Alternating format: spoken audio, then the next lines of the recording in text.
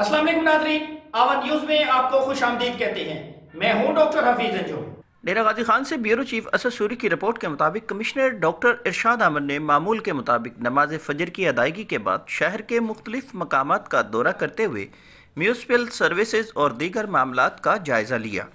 जी आपको एक मरतबा फिर बताते चलें कि कमिश्नर डेरा गाजी खान डॉक्टर इरशाद अहमद ने नमाज फजर की अदायगी के बाद शहर के अहम ब्लॉक्स पाकिस्तानी चौक, ब्लॉक नंबर 8, 7, 11, 12, मानका केनाल, पुल डॉट, जिना फैमिली पार्क, दीगर मकामात का अफीसरान के हमरा दौरा किया।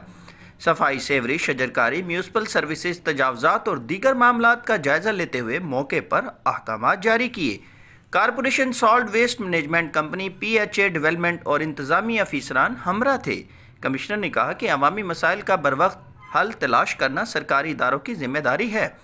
अफीसरान दफातर में बैठने के बजाय फील्ड में निकलें और सफाई अमले की मौके पर हाजिरी चेक की जाए। उन्होंने कहा कि शहर में ड्रेन और नालियों के नेटवर्क को बहाल किया जा रहा है।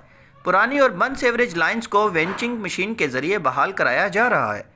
ताहम शहरियों के मुकम्मल ताउन से टास्क बर वक्त मुकम्मल नहीं हो सकता। शहरी कचरा, शापर और दीगर सॉल्ट वेस्ट सीवरेज सिस्टम में ना डालें।